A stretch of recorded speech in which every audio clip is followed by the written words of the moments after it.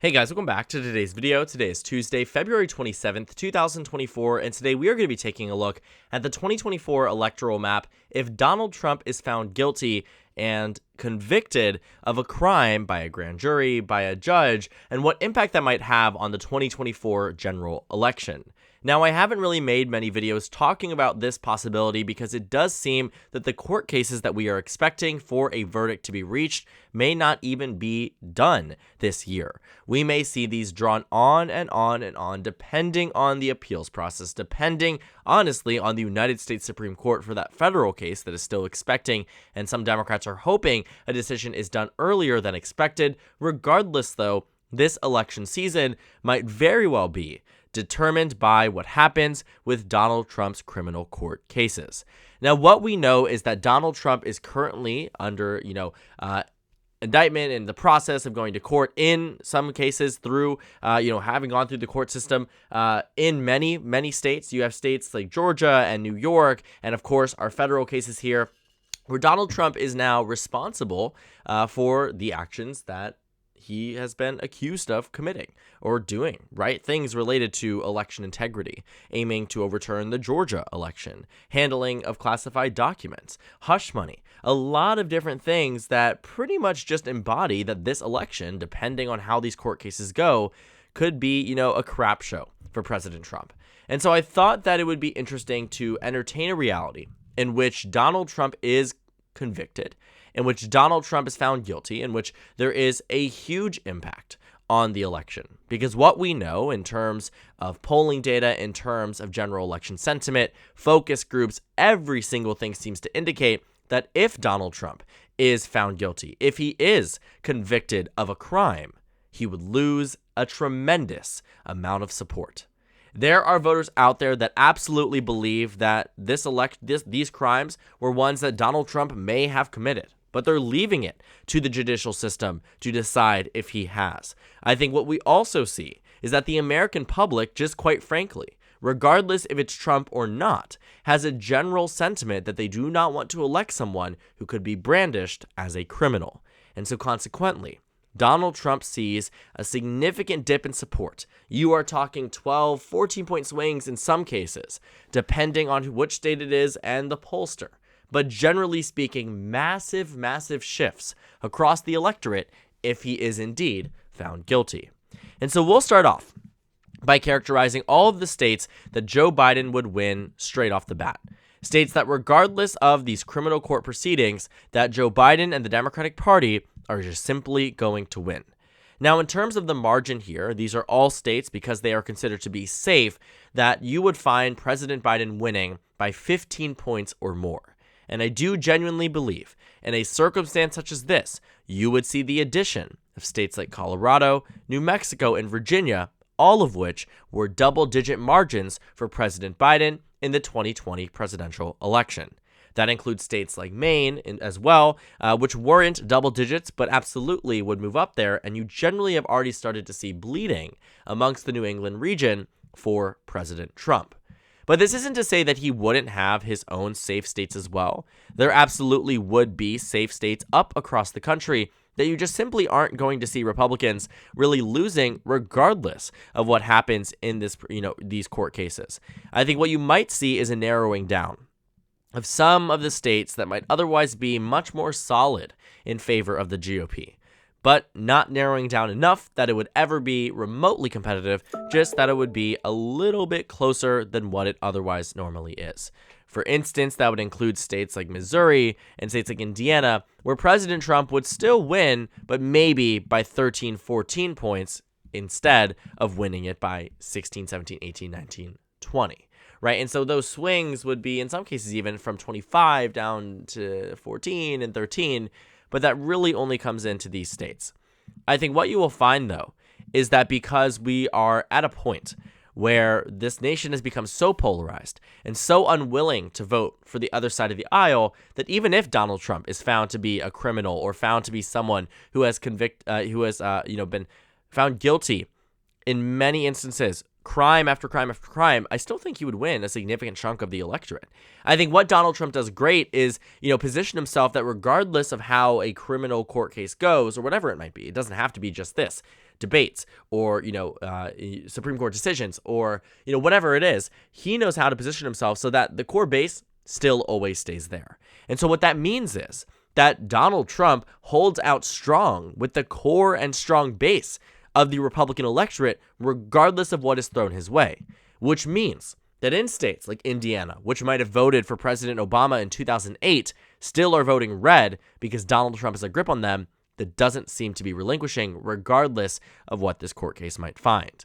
Now, in the event that he is found convicted, I think that states like Minnesota, Wisconsin, Michigan, and Pennsylvania, and New Hampshire would revert back to being these likely blue states. And the reason for that is because although President Biden is down today, what American voters will value more than in some cases, discontent on a variety of issues is simply the fact that Donald Trump would be brandished a criminal.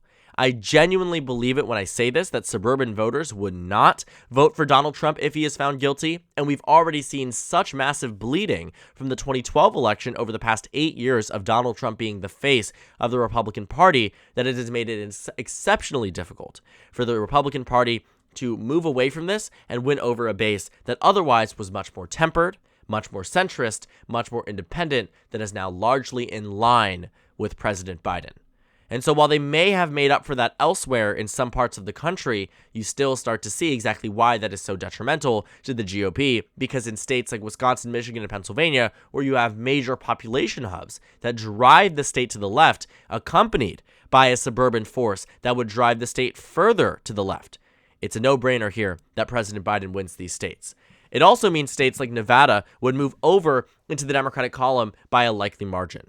But I do think we have seen, enough bleeding in some of these states where President Biden, quite frankly, just won't be this dominating force that he might have been back in 2020 if Donald Trump was found guilty in that election.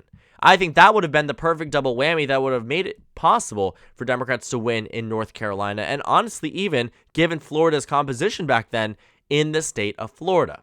But that clearly wasn't the case, and what I think we are seeing now is that although President Biden is doing well in this hypothetical circumstance, it isn't as well as Obama's 2008 victory, or isn't as strong as we have seen in years past, where maybe a circumstance like this does arise in the election. Not necessarily conviction. We've never had a president who has been found guilty of committing a crime. But what we have had are scandals that arguably are less, a fraction of what Donald Trump has been thrown his way. But he does a great job at spinning the narrative and keeping his base loyal. No other Republican, not Romney, not McCain, not Bush, certainly not Dole, not H.W. Bush.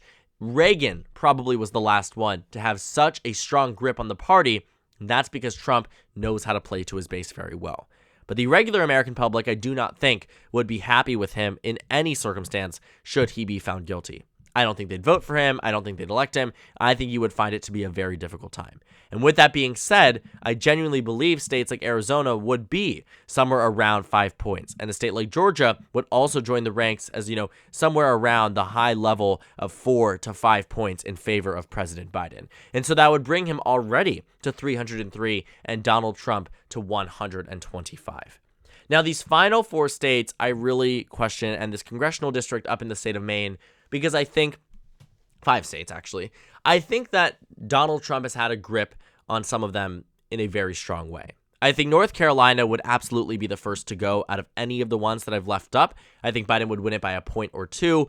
I genuinely believe that you have some states that are just so inelastic, and North Carolina is one of them. And honestly, it isn't too much of a stretch to say that you would see a 4-point swing from 2020. I think that because President Biden has lost a significant chunk of support, that he'd be winning that chunk back, plus a little bit more, rather than, again, expanding tremendously on where he was back in 2020.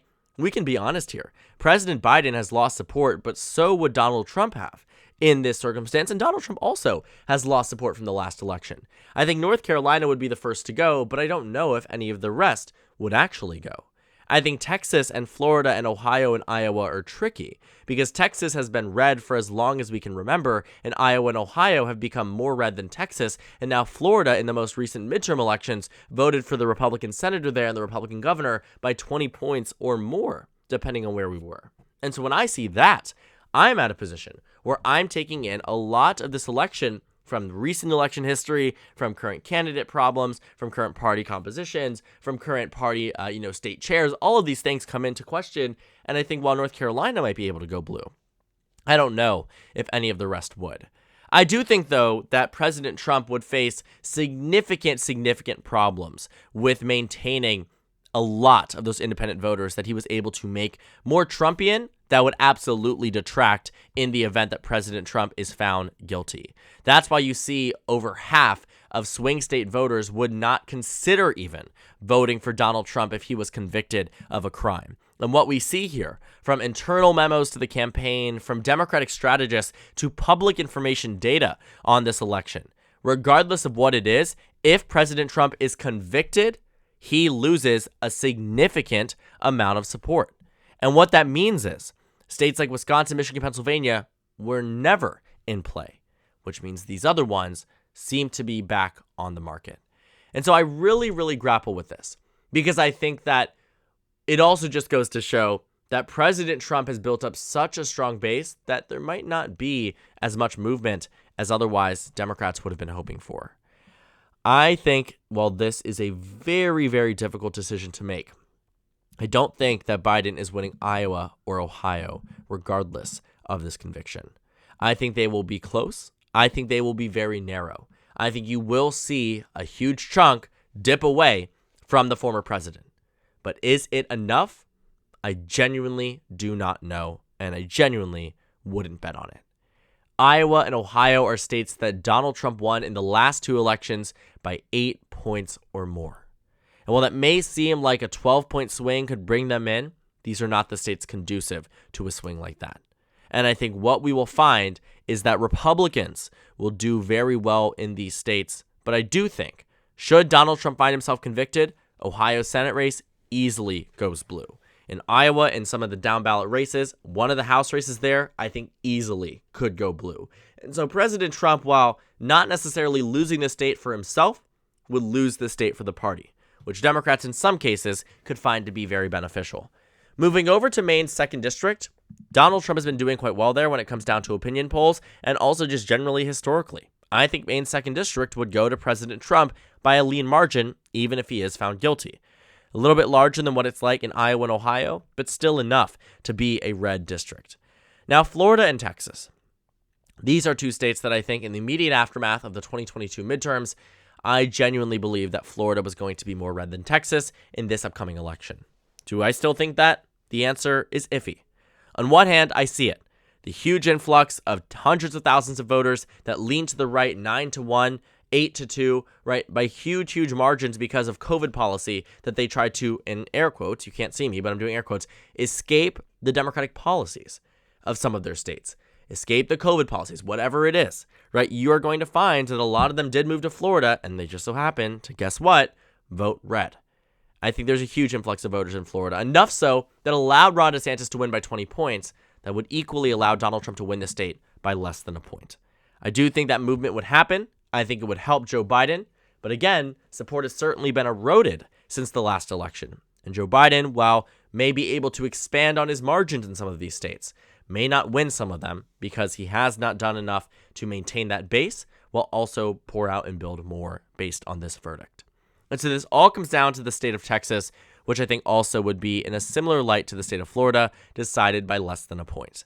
Texas is one of those states that I think Democrats are going to have to continuously fight for, despite resource allocation, despite investments into the state, despite running stellar candidates in the state.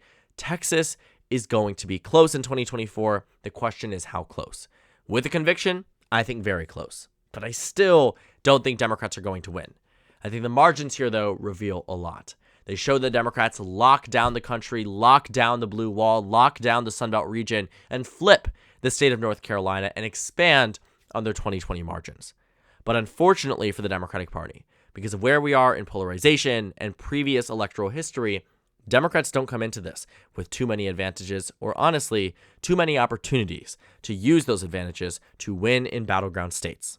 All in all, I believe that Joe Biden wins 319 to Donald Trump's 219, flipping the state of North Carolina, not the victory that Democrats I think were hoping for, but it is all in the margins that reveal here that this election, arguably, was a lot more Democratic than what otherwise might be thought.